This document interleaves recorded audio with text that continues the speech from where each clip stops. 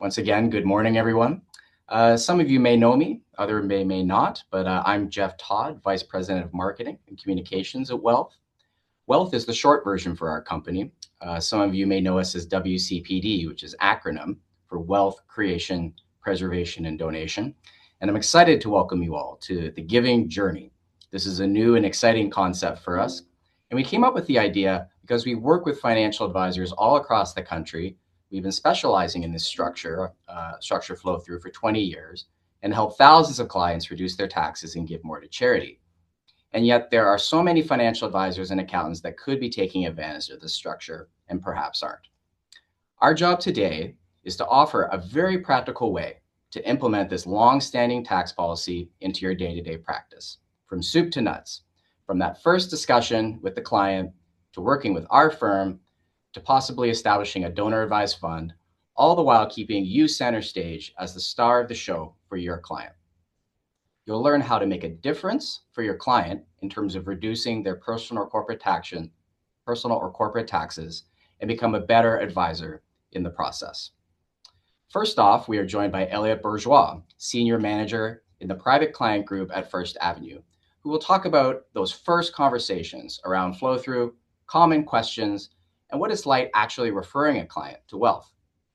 Next, you'll hear from Chris Richards, our Head of Sales and Operations at Wealth, and he will really delve into the process.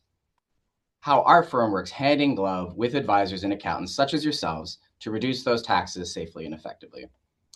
And finally, to complete our journey, we have Ian Curry, Regional Development Manager at Canada Gives, who will go into the advantages of starting a donor-advised fund, the services they offer, and again, how financial advisors can stay involved and leverage this service to become a better, more well-rounded professional. So please enjoy. There will be time for questions at the end. Feel free to type those questions into the chat. And at the very end, we'll hear from Peter Nicholson, our president and founder, for some concluding remarks. And without further ado, I will hand it over to Elliot from First Avenue. Elliot? Thanks, Jeff, and great to be here with this group. When Jeff asked me if I would be interested in speaking to these strategies, I agreed without hesitation because I do have a high level of conviction in them. I use them personally, so I mean, what higher testament can you give, really? But by outlining this as an option to your clients, I think it makes you both a stronger advisor and a steward of your community. So, Kirk, me on the next slide. Thank you. So I think most advisors have some version of this graphic that highlights how you drive engagement with your clients. Gone really are the days when providing merely investment management advice was sufficient. Financial planning is critical. And if you want to get a comprehensive wealth strategy right at 10,000 feet that's aligned with your client's goals and objectives, it's really essential to build this on a strong footing, getting the details right on the foundational pillars. Investment management is one, certainly, an important one, but cash management, tax, estate, all important. I see philanthropy as a foundational pillar as well. And just like any other financial foundational pillar of your strategy, it's impossible to get it right in a silo. To get your investment strategy right, it needs to be informed by your tax planning, which needs to be informed by your retirement planning, which is informed by your family planning, which drives your risk management strategy. So your wealth strategy is this interconnected web where coordination is key. And like I said, to get your philanthropy right, optimize giving, this needs to be informed and aligned with your other pillars. Okay, so a structured flow through. Let me first answer, what is a flow through share? It's uniquely Canadian. So that's kind of cool. A special type of share designed to encourage Canadian investment into our extractive industries. So effectively mining. We want to try to move money from private investors into our extractive industries here in Canada. And they designed these flow-through shares. So we have these large swaths of land with quite literally untapped potential. And encouraging investment in these areas is not only good for the government, we like the tax revenues from doing that, but also has some social economic impact by getting good, well-paying jobs to these remote areas of the country. So we want it to happen on a lot of levels. The government created these flow-through shares, which allow junior Canadian mining companies to flow through some of their expenses onto your personal tax return. So now you, as the investor, receive a tax benefit just by holding on to these shares. Net positive after tax return without the share appreciating in value. So far, so good. And maybe Kurt, I might actually just get you to go to the next slide and kind of just take it from there. One of the concerns with this, and it's a very reasonable one, is that there are few things riskier than investing in a junior mining company, Canadian or not, but there are a few riskier things in a junior mining company. It certainly hit some home runs, and just like an at bat, you will strike out more than you hit that long bomb. But this is where WCPD provides tremendous value, and they do so by effectively de-risking the investment entirely. And to continue the baseball analogy, we're not looking at strikeouts or home runs with flow through shares anymore, but instead we come to the plate and we're hitting a double every single time. And that's something that I'm comfortable in doing and something I'm comfortable in putting in front of my clients as well. So they do this by having a liquidity provider on the other side of the transaction that is willing to speculate on the pricing of that flow through share for that flow through share itself. Chris will get into the details for sure, but at the highest level, let's say you buy a flow through share for 10 cents a share. There's an investor out there that wants to own them at 7 cents a share. They're willing to speculate on it for 7 cents a share. You buy them and then immediately sell them to the speculator. You no longer own the share. You've removed all market risk, but you've harvested the tax advantages, and those tax advantages are larger than the loss you've taken on the buy sell arrangement. So, are flow throughs risky? Yes. But WCPD facilitates the buy sell with the prearranged liquidity provider, effectively removing all market risk. Is this a tax loophole? Certainly no. It's been around for many decades and an encouraged tax incentive to encourage investment in our resource-rich economy, but with that untapped potential, of course. Is this a strategy for the super wealthy? Again, certainly no. So you don't need to be ultra wealthy to be an accredited investor, and the strategy can work for your clients who earn more than 225K annually. So, all right, you may be, asking yourself now, Elliot, this is great. There's an investment opportunity here for clients who are at or close to the highest marginal tax rate. And I don't want to discount that. This can be an investment in and of itself, and that in and of itself is super powerful. But we're here to talk about philanthropy. And yes, we are. So, because you all know that investors have the ability to donate securities to charities. So when you combine the tax advantages of a flow through share with donating the flow through share to charity, the strategy becomes extremely powerful for the people that want to give and for their advisors that are supporting them to give in an effective way, optimizing that philanthropy pillar in that broader wealth strategy. So you're interested, sounds like a compelling strategy. You're thinking of a few of your clients or perhaps yourself, what's next? It's really straightforward. You reach out to Chris and his team. They'll work with you on an education piece with some analysis to determine the right fit, if there's any fit. So how about we do that right now? Chris Richard, head of sales and operations at WCPD. What does that look like? Thanks, Elliot. Really appreciate the first introduction and also the point of view from an advisor. And so this is where we get basically introduced in the conversation and usually passed off here at this point. I think to start off, it's always important to have a bit of history behind the flow through shares on top of what your advisors already mentioned. The biggest thing is, as Elliot mentioned, it is, Canadian. However, all we're doing here is combining two existing tax policies. At the end of the day, it's the first tax policies of charitable giving, which has been since basically 1917. And surprisingly enough, flow-through shares have been actually in the tax code since 1954. That usually starts by adding a bit of comfort for the investors, knowing that it is two policies that have been in the tax codes for so long. Um, as Elliot mentioned, there's usually some risk associated to flow through shares. These are usually done through private placements. And so where the market risk lies is before we started the structure, holding on to these shares for at least 4 months. So on top of the usual market volatility, you do have to hold on to them for 4 months before selling it. Where we come and de-risk that, as Elliot mentioned, is having that same day liquidity provider. Now, it is also important to still mention there's one really risk remaining. At the end of the day, this policy was created to help promote exploration in the mining space. And so these mining companies do have to use these funds for their exploration projects. That's where our due diligence process gets into place, where we want to make sure that the funds are protected, are used for those exploration purposes. But the clients are protected with an indemnity clause in the subscription agreements if ever CRA contested some of those expenses. So that is really the one and only risk that remains in the transaction. That is also important to highlight with the individuals.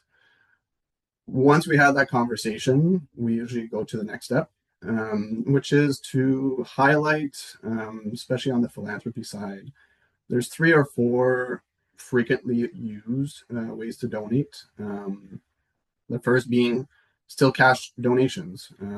A lot of clients, still over 80% of donors across Canada, tend to donate cash. It's still very popular, somewhat easy. However, at the end of the day, if we're assuming a 50% tax bracket, you're only getting about 50% of tax savings. So for every dollar donated in cash, you're typically costing you 50%. So not the most tax effective. The second very popular option is donation of public securities, which can be very beneficial, especially with some of the new rules with donating through a corporation, which can create some CDA value. At the personal level, it does depend on what the initial cost base is on the donation of public securities. If you're a original founder or have very low ACB stock, the rough calculations in the background is still going to cost you about 25 cents on every dollar donated. And that's factoring in your purchase cost of acquisition and the capital gains that you'll have to pay. If it's a somewhat good performing, double the stock, general ideas will cost you about 38 cents on the dollar donated. Still much more effective than a regular cash donation. But where the biggest benefit lies and where we want to have those conversations is they can also do donations of the flow through shares. And like Elliot mentioned, if you combine the donation of the flow through shares with the benefits of the flow throughs, we can reduce that cost to donate all the way down to 1% or 1 cent for every dollar donated. You might have some clients that have already donated public securities or want to get rid of some of the public securities. You can still do a combination of the donation of public securities with the purchase and sale of flow through shares, which creates a profit, which will further reduce the cost to donate. So even if the clients have already donated public securities or want to donate public securities, you can still combine it with the flow through benefits to further reduce the cost to donate. Over the years, we've been doing this structure with the pre-arranged buyers since 2006, 2007. And that's what came out of the government adding the no capital gains on donation of public securities. So that's when Peter, our president, decided to start the structure and also adding the pre-arranged buyer in the transaction to eliminate the whole market risk of this transaction. Since then, it's helped create over 425 million of donations through our initial public foundation. It's helped support over 2,600 charities across Canada by sending, our clients sending donations to registered charities across Canada. In 2023, on the high end, it's done over 80 million of charitable contributions in one single year. And it's helped raise over 1.7 billion of dollars in the junior mining space just since 2006, 2007. So not only is it great on the charitable contributions, but also on the investment side for these junior mining companies that need the cash to do the exploration, especially these days with such an importance on critical minerals. It's a high percentage of investment dollars for these junior mining companies. It also has over 9 advanced tax rulings. They're a little bit old, however, still relied upon. Each transaction is a tax shelter. And so there's applications on the tax shelter for every closing. There's some interpretations as well on GAR that has it positive and specifically on this transaction in 2023 as non-reportable transaction, and everything is following these tax rulings. What type of investors that can use this model? It's not just your income earners at the 200K or so level, but also the very high net worth individuals that can use this either personally or corporately. I think some very well-known names out there, if you're looking at big donations across Canada, either know of or have, or in their markets use this to create significant donations to hospitals, universities, or even your local foundation, to certain even local cities or organizations as well. So very, very popular way to reduce the cost. From there, this is a kind of a quick summary that we mentioned for the clients of how the transaction itself works. So there's always 3 parties in these transactions. First one being the mining company that will issue the flow-through shares. Knowing there's some tax benefits, we'll usually issue the shares at a bit of a premium. So that is their benefit as well, less dilution. At the same time, finding the investors, either the advisors or their own clientele, buying the flow-through shares for the tax incentives. The same day, they either donate the share or sell the share to the prearranged buyer for a discounted price. That prearranged buyer is the one taking on the market risk, and so wants a little bit of a discount. This will vary from one transaction to another. The point here is really to explain the entire concept to the client. You don't have to sell the exact transaction that is live. It's really just explaining the mechanisms behind it so that they get comfortable with these numbers. So knowing that the mining company gets a bit of a premium, the liquidity provider gets a bit of a discount, and then the investor or donor gets the tax benefits of the flow-throughs and donation is the important part really in this. So here is one powerful slide that we tend to use of how the benefits basically get spread out. Behind the scenes, we offer also to work with the advisors and do the tax analysis side. There are limitations on how much flow through can be purchased, both personally and corporately. On the personal side, the important part is not buying too much because of alternative minimum tax. So that is one big conversation that you want to have with the clients, or that we have with the clients, is helping determine what the appropriate amount of flow through purchase is for each client. General rule of thumb, they could buy about 20 to 25% of any regular type of income. So someone making about $1 million of T4 salary can buy about 200 to 250,000 of flow through shares without hitting alternative minimum tax. And what alternative minimum tax is basically the minimum tax that the government wants you to pay. So unfortunately, we can't grind it all the way down to zero. On the corporate side is where there's quite a bit of potential as well. It's really based on the corporate income. So you could buy just about a dollar for dollar of the taxable income on the corporation. So you might have some bigger clients on the corporate side as well, which we'll go through some examples shortly after this. But in these examples here, on the left side, we tend to show the clients, here's an example of a $1 million T4 income earner that wants to donate $100,000. So they will save they get taxed roughly around $500,000 before any donations or contributions. By adding $100,000 of contributions, you're saving about $50,000 of taxes. However, you're also adding to your outlay. So you'll be out of pocket $550,000 on a $100,000 cash donation. Now, where this shines and where the structure is at its best is on the right side. You're able to redirect a large portion of your taxes to your favorite charity. So we compare the two tax returns, one on the left side, just a cash contribution, and one on the right side with the flow through shares. You're now only paying about $270,000 to CRA. $130,000 is roughly the cost of the flow through shares, which is the difference between the flow through purchase and liquidity.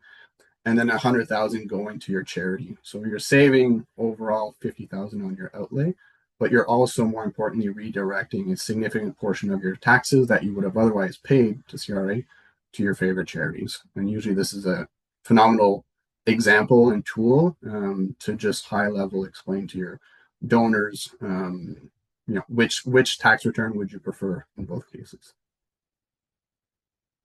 I'll focus too much on this one, but in every transaction, you always have the option to purchase and sell the flow through shares or purchase and donate.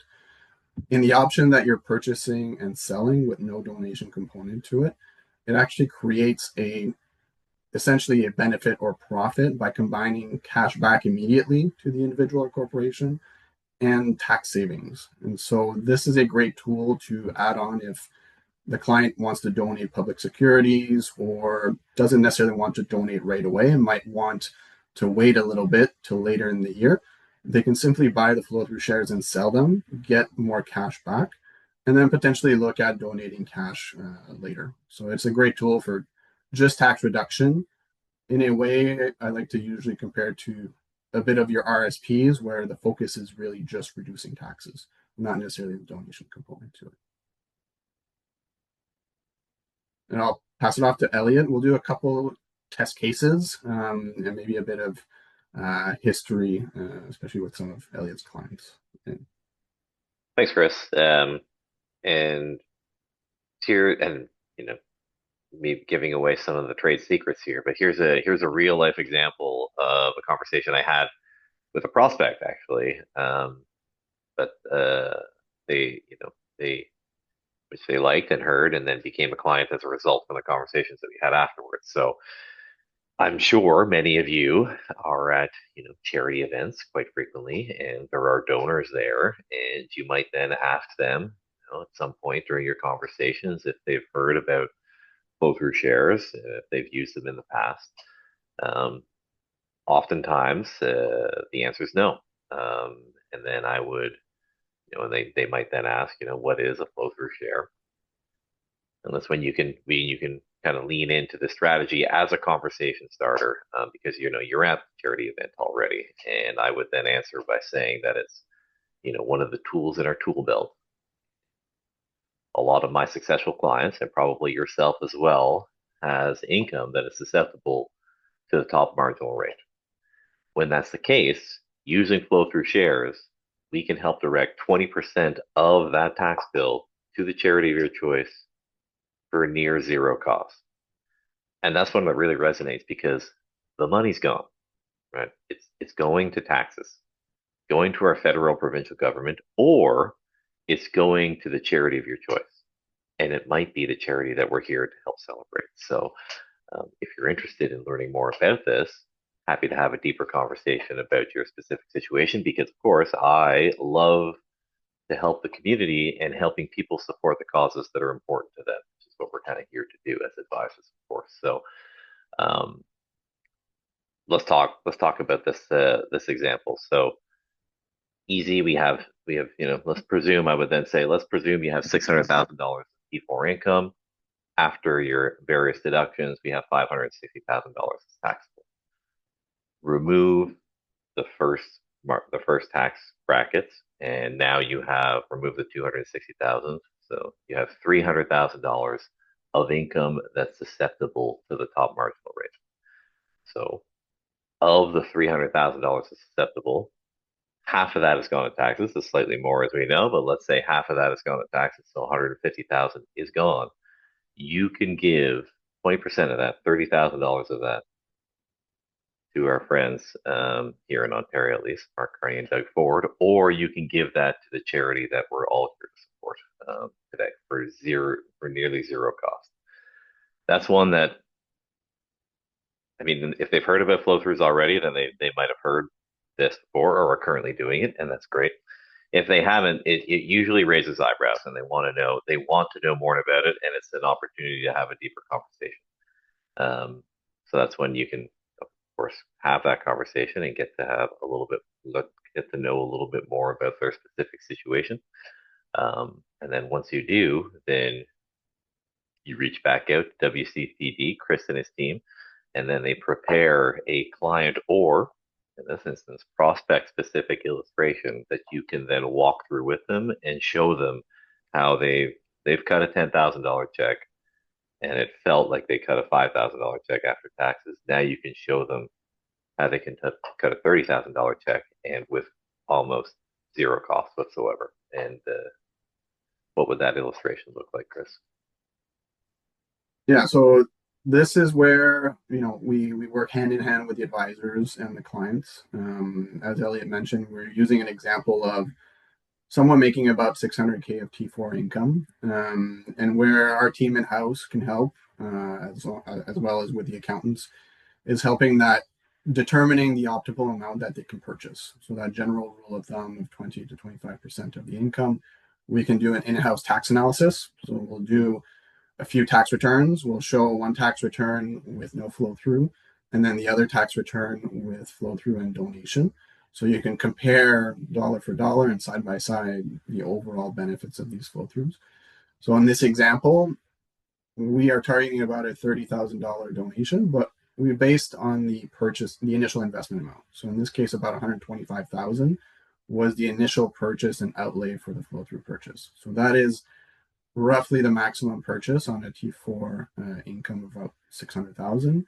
And we do this on like no names basis or client name basis, whatever the preference. Our team is there for helping out on the tax analysis. A lot of the advisors will give us a list of general incomes, no name basis. Can you run some tax returns for us? And then we can provide it to you so that, again, you can be client facing. Or if you want to incorporate us directly with the client conversation, we can also do that.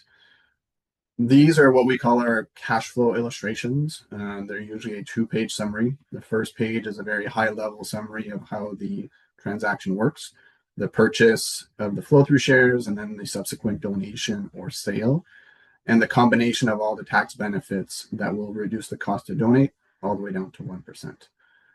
We'll go over the exact mechanics a little bit later, but high level in every analysis we send over, we'll send over these numbers. The important part too here at this point of the conversation is sometimes the clients aren't necessarily ready right away to participate.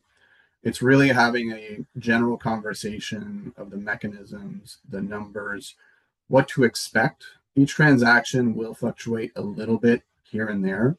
Instead of a $125,000 purchase for a 30K donation, maybe one day it'll be 130,000, maybe someday it'll be 120.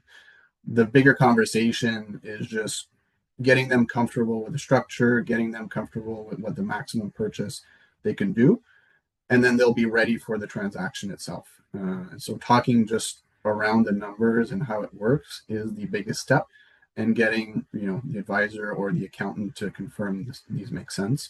And that can all be done ahead of time. We can provide illustrations or numbers based on past transactions, what to expect, have fluent conversations with all the advisors so that the clients know what to expect. And so they're ready to participate once we have an actual transaction. In this case, the cash flow initial investment of 125,000, they donate a portion of that right away to the charity. So in this case, about half of it is donated. The charity sells it right away to the liquid provider for about 41,000. Our fees in the transaction are a one-time transactional fee, so there's no additional fees after the fact. Is charged immediately at the transaction itself, and so the net donation for the donor to send to their favorite charity ends up being about 30,000 in this example. At the same time, there's going to be a portion of the shares that are sold immediately to the prearranged buyer, which will help a bit on the cash flow side for the client. So they are going to get a portion of cash back right away of about 41,000. And that's a few days after the closing itself. So they will get a bit of relief on the investment side. The step 4 of this is just a very quick summary of the transaction. 125,000 purchased, a portion of cash back right away to the client. So their outlay is about 83,500 in this case. Additionally, they get the 30,000 that they can redirect to their favorite charities. They will get about 83,000 of tax savings. So those are tax dollars that they would have otherwise paid. So if we went back to that graph a few slides ago, when we compare the two tax returns, those are the tax dollars saved for each client in this case. At the end of the day, they'll be out of pocket $300 once you combine all the tax savings for a $30,000 donation or 1% cost to donate, which is about 50 times better than a cash donation that would have costed them about 15,000 at the end of the day. The next example, Elliot, I think you'll tag back in, but we can remind also the advisors and clients, this also works corporately. So we added a quick example of a situation where a corporation sold some assets, and then we'll walk you through that. It does work very well for corporate investors as well. Very quickly, Chris, we have a question from the floor.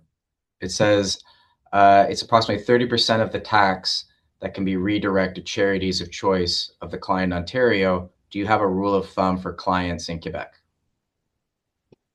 The rule of thumbs don't change too much across Canada. Unfortunately, Quebec, there were some changes to the provincial tax code last year, which might affect a few things here and there. However, rule of thumb is still in that range of any T4 type of income. So not just, regular type of income. So not just salary, it could be rental, interest, anything taxed at that 50% rate. It can work for dividends as well, a little bit lower percentage, probably in the 5 to 10% range. And unfortunately, with some of the changes a few years ago, at the personal rate anyways, it doesn't work as well anymore for capital gains, unfortunately, but it does work well for capital gains inside a corporation. That's another thing too, maybe after this call, happy to jump on a call to further dive a bit deeper into each situations, but general rule of thumb is pretty similar across Canada, regardless of the provinces that you're in. Thanks, Chris. And just to highlight back to Chris's slide that he had over there, right? You're giving $30,000 to charity. What does that flow look like? You're at $125,000 maybe initially. You're gonna get $40,000 back, $45,000 back. So you're out 80 grand, call it day one. And $30,000 has gone to your charity of choice, but you're out $80,000 on your tax return. What does it look in your tax return when your clients might generally be stroking a check on their tax return or receiving a consequential return. Now they're getting an $80,000 tax return back. So, from a timeline perspective, okay, I gave 30 grand, but I'm out 80 grand out of pocket. You do get that $80,000 back on your tax return, just in terms of a mechanics flow. And one other thing, and I noticed Chris, you mentioned, that they've changed the rules, and when they have these slight tweaks to the rules changes, this doesn't put in jeopardy anything that you've done in the past. It is kind of just looking forward, and then you revisit with the team, and they say, okay, well, because we used to be able to do it with capital gains. There was a time when you can give a portion of your personal capital gains to charity with very little cost using flow throughs. That door's closed. People that had used that strategy to give a portion of their capital gains in the past, they weren't penalized for doing so. Strategy still worked as advertised, but just now going forward, of course, you can't do it anymore with the rules that they have in place. Hopefully, they change them again, and we can go back to how the way things work. Here's another example. They talked about corporate flows, and we've been kind of pigeonholed a little bit on the personal side, but corporate flow through shares are super powerful for income earned in a corporate entity as well. And this is this person was a client, and they were earning a substantial amount of income through a large real estate portfolio that was corporately held. We've been using flow through shares over the years to help direct in a tax efficient way some of that income that was being used and taxed within the corporation move to themselves personally for personal use using flows on an annual basis. And a textbook or a video, they may say this is beyond the scope of this presentation. So that is a strategy that can be used, but in this instance, it's beyond the scope of this presentation, how you can use this on an ongoing basis. But there is an opportunity to do that. So if you have a passive income within a corporate entity, please do reach out to Chris, and they'll be able to show you how you can, or active corporate income, we can use that to take money out via the CDA in a tax effective way. There is scope for that as well. But in this situation now, so we have this client, we've been helping them do this over the years, and they're very happy with flows. And then they've decided they want to reduce their real estate portfolio, and they want to sell one of their businesses to do so. That's one of their businesses, one of the real estate holdings within their portfolio to do so. As a result, there is going to be a large capital gain within the corporation. But this example provides an opportunity for a substantial gift that can happen as a result of this, of the sale of real estate. So I'll let Chris show you how this is executed. And then now you have a large, substantial gift, the millions of dollars gift that's potential to give to charity. And as we look back to that comprehensive wealth strategy in the conversations that you're having with your client, you can propose to them that they should consider establishing a planned lifetime giving strategy with this one-time gift, one where you as advisors will continue to manage these assets and support them with ongoing philanthropy. And Ian can show you what that looks like. So here in this scenario, we have at the corporate level a large tax liability that we're looking to then leverage into a large gift, the potential for a large gift. Chris will show us how that works, and then Ian will show us how we can, again, move that to an ongoing planned lifetime giving strategy.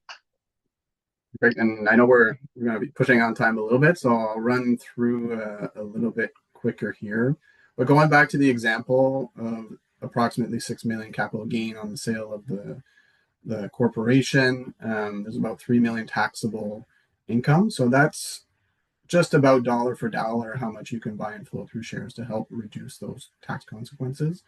So in the example here, you're buying about 2.9 million. That is what can help offset that taxable capital gain in the corporation. In a corporation, the two big benefits, you get the 100% deduction again for buying the flow through shares. By selling it right away or even donating it right away, flow through shares have an adjusted cost base of 0. So it creates a full CDA value on the resale amount in the corporation. So you're going to get 100% deduction on the purchase of flows. You'll get a bit of a capital gain to pay. However, you're going to create significant CDA value in the corporation. So you get tax savings at the personal level by taking out a tax-free dividend because of the CDA created. You get 100% deduction on the investment. And then on top of that, you'll get a charitable tax receipt for the portion that is donated from the corporation to the charity, in this example, about $1 million. So it's a phenomenal tool to create CDA, take out cash very efficiently from your corporation, not only by creating that donation, but just in general, taking out funds from the corporation at a tax-free way. So again, I won't dive too deep into it, but two key things to remember on the corporate side is the 100% deduction and the CDA value on top of the donation that you create out of it. And happy to go down a little bit deeper with each advisor on there. Chris, a really quick question from the floor. When a corporation invests in flow-through shares, does the corporation claim the renounced Canadian exploration or development expenses and any associated mining tax credits? If so, are there add-backs or income inclusions required in the following taxation year? So there's typically two types of flow-throughs for corporations that are available. The first one is very similar to your individual one, where it's 100% deductible. There is no second year tax consequences because the corporations can only benefit from the CEE deductions. There's no credit associated to them. So there is no add back on the second year at the corporate level. A second type of flow-through shares, they're called CDE flow-through shares. They typically work better for active income corporations. So your corporation is taxed at the 26-27% rate. In those situations, you'll get a portion of the deductions in the first year. You still get the same CDA benefit, but you'll get residual deductions over the next 10 years. So that type of flow-through would have residual deductions over the multiple years. That is the only one that would have. But again, it's not like at the individual level where there's an add back on the ITC credit, is only deductions and CDA value for your corporations here. Here's a quick summary, basically, of what to expect once a client says, yes, we're interested to participate before we close a transaction and pass off to the donation side of things. What to relay or to your clients. The most important part is what we're doing now and the initial conversation. The initial conversation explaining how the structure works, what to expect in terms of the tax benefits, looking at your income numbers with your accountants, and getting a concrete number of how much dollars they want to invest and donate is the most important step. And that can all be done before an actual live transaction. Once a transaction is live, the advisors will get an email from our team saying, we're live on the transaction. Here are the final numbers. Are you interested? Yes or no? They tend to come up maybe once a month, once every other month. They're not always live, so that's also important to remember. Once they do confirm their interest, once a transaction is live, the first step is the compliance side of things. Similar to open a bank account, there's a compliance step. Everything's done through DocuSign for the most part. The clients will complete their accredited investor forms, similar to your own probably internal forms that you have internally, ID verification, and so on. So that's the first step. Second step will be a signature package with a subscription agreement to the mining company, as well as a deed of gift if they are donating it. Once that is done, we usually ask for funds about 3 days ahead of closing, 3 to 4 days ahead of closing. We will then close a transaction, and then the proceeds of sale and donation funds are ready to deploy within 3 to 5 business days after the closing. So from the initial day that we market saying we have a transaction to the day of close, we try and aim for a 3 to 4 week window. Sometimes it can be quicker, sometimes it can be a little bit longer, but that's what to expect. And so that's why we really stress the importance of having those conversations ahead of a live transaction, because they can be fairly quick. So do all your due diligence, do all the education process ahead of time so that the clients are ready to participate. And sometimes we can also find a transaction specifically for clients. If they have a big demand or we have a big waiting list, it won't always be mass marketed. So always good to communicate with our team ahead of time. The last step, the second to last step, I should say, is we'll send out the tax packages to all the clients, usually in February to March of the following year. In that, you'll get charitable tax receipts, all the tax slips for the purchases. At the time of closing, and this is where the segue to the charity comes, the funds will be ready to be deployed or transferred to if they have a donor advised fund or they already know where to donate. This is where the donor advised fund option can be very, very useful, is once a transaction is closed and funds are deposited into that donor advised fund. So I'm passing it over to Ian. Take it over from there. Thanks, Chris. Appreciate the handoff and all of that great information. So, yeah, let's just jump right into this. I know we're getting a little bit tight on time, but I think it's important for you to know what the opportunity is. So why this could be important. Donor advised funds have really grown exponentially, like 20% a year over the last 5 years. And that's in part due to that record generational wealth transfer that everybody's talking about. There are great tax benefits. It's quite easy to navigate and use and deploy donor advised funds. They're very flexible and maintain a level of control that is desirable. And there's also an increased awareness of philanthropy, of DAFs, of using good vehicles to do the philanthropic work that clients want to do. Very quickly, who is Canada Gives? We've been around for just over 20 years, supporting major donors. We currently, our donors have about $400 million in assets with us, spread across just shy of 400 donor families. Very generous. They disperse about 20% of those assets annually to charities of choice. So just to really quickly highlight what the process is, your client would complete the charity flow with WCPD. They would allocate which portion of that they want dedicated to charity. And WCPD Foundation will issue the donation tax receipt once they receive the funds to do that.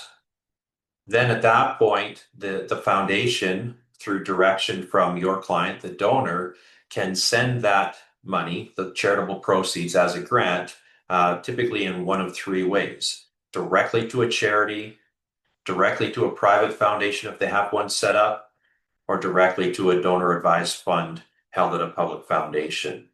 And really, the reason why this is important, the opportunity here for the donor, this is a great way to create that long-term family legacy. So it's not a one-off donation. It's going to be part of a bigger plan. So that $1 million that was referred to by Elliot earlier in the example, should it go directly to charity, or should the donor set up a DAF? So a very quick comparison between those two options. Going direct to charity is never a bad thing. That is certainly an option, and quite common. But it's really, highlighting one organization at a time. You're going to get a tax receipt for each organization that is supported. There's no opportunity for that $1 million to grow. So it becomes a little bit more reactive or ad hoc, not necessarily, but more so. So at the end of the day, there will be multiple receipts, and they're typically one-time gifts. On the donor advised fund side, it's about being more organized. So being able to have the flexibility to support any charity at any time for any amount throughout the year and years to come. There's a full tax receipt on the $1 million in that example. Now, probably in the year that's needed. In Elliot's example, there was a liquidity event, so they very much wanted a tax receipt in that year to help beat up on that tax bill. But all of those charities can be supported off that one tax receipt. Then there's the idea of front-loading charitable dollars. So the ability to grow tax-free. It's kind of like a charitable TFSA, so that there will be more money to give over time. There's an opportunity to plan strategically. So if you do the charity flow today and flow directly to individual charities, great.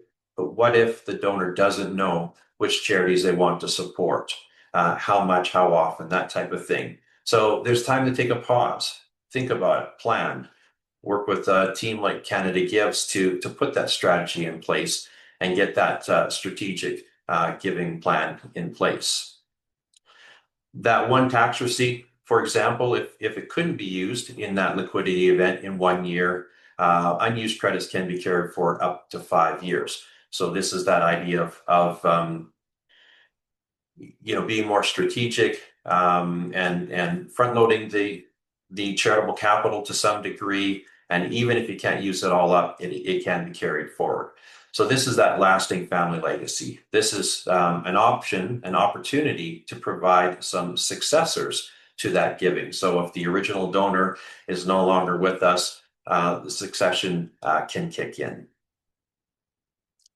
So the donor experience in using a DAF, there are some very basic services. The DAF sponsor will receive the donations, provide the tax receipt. In this case, if it's coming from WCPD over, we don't have to issue the tax receipt, but we'll be responsible for all of the granting that goes out and any reporting. And that reporting is not just on the giving, but it's also on the investment management piece, which is where you as an advisor will come in to take care of that. We'll talk about that more in a moment. So there are some intermediate services that are available, things that are more than just the basic reporting services available. We'll have the opportunity for some very specialized reports. So to really highlight the giving, we can track pledges and scholarships, those long-term giving opportunities that are negotiated with those charities. There's a donor portal where all donors can go in and see all the most important information like tax receipts, their grant letters. They can interact with giving us the instructions to issue those grants to charities. There's a charity research tool where they can spend time and learn about some charities if they don't know which charities they want to support, by getting some ideas that way.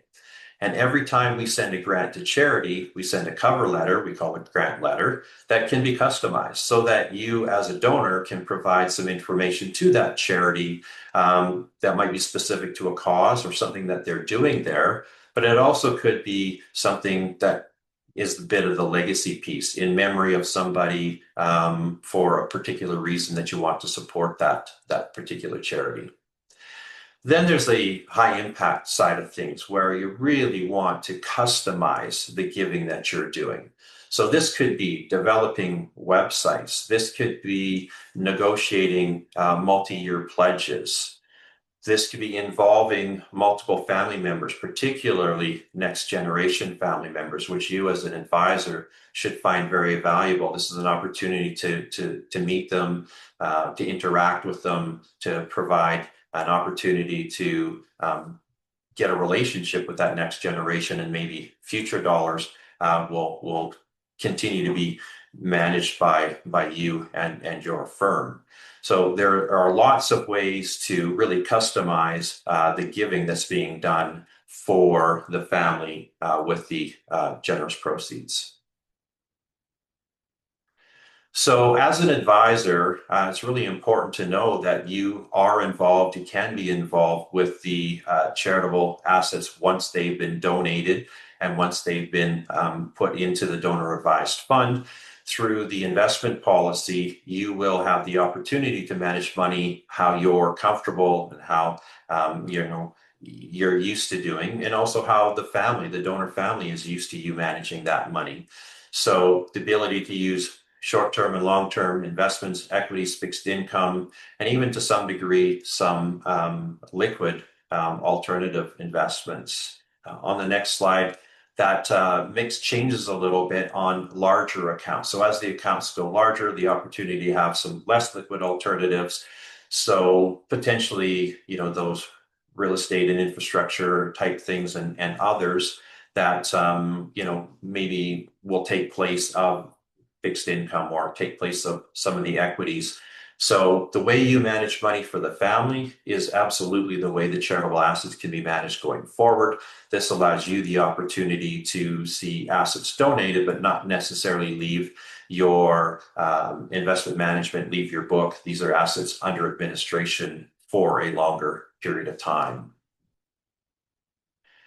So the other reason why the donor advised fund could be very attractive after the charity flow is done is that may not be the only capital that they want to donate to charity. So the donor advised fund can receive cash, it can receive public securities in kind. As an advisor, if your firm uses proprietary pooled funds, those can be donated as well. For those clients that have private company shares, there may be opportunities to donate private shares. But there's also the opportunity to donate registered assets, whether that be through a beneficiary designation or through maybe a meltdown of those registered assets, donating them directly. And there are opportunities even to avoid withholding tax on the donation of those registered assets. Real estate, life insurance, gold and silver, and then of course bequests from estates are all potential donation vehicles into the donor advised fund. So once once it's in place, the sky is the limit. So again, why is this good for you? Why is this good for your business? Working with WCPD and Canada Gives is that idea of assets staying on book. But it's also the idea of being able to partner with a team that has that charitable sector expertise. So you don't necessarily have to be the charity expert in the room. You would have that opportunity to work with Canada Gives alongside with your donors. It's a much more holistic approach to tax planning. It's very sticky business. It stays on the books for a while. It allows you to meet that next generation, like I mentioned earlier. But it also could differentiate you from other advisors in the marketplace that aren't moving in this direction. And at the end of the day, we like to say that for clients, this really aligns purpose with wealth. This gives them a new meaning and an opportunity to do good things as a family in their communities. So this could be really a great opportunity for you to add value to those client-family relationships. And really, that's it for me. I'll hand it back to Jeff to close. Wonderful. Well, thank you very much, Ian, and everybody. We're right on time, which is fabulous. Differentiator, I think that's an important word of the day. Thank you for joining our giving journey. I hope it pulled back the curtain a little bit on this amazing tax structure and opening a DAF. And if there are any other questions, please place them in the chat. And this is just to review some of those steps to keep in mind if you have clients that qualify and that you'd like some more information on. We'll be sending this recording out to all of our registered attendees. It'll also be posted on our YouTube channel. Feel free to check that out, or our website. But most importantly, get in touch. We're here to help. Together, we really can provide more cutting-edge, holistic, A-plus service for our clients, hand in hand. And with that, I will turn it over for some quick concluding remarks from Peter Nicholson, our president and founder. Yeah, thanks, Jeff, and great work, Ian and Elliot and Chris.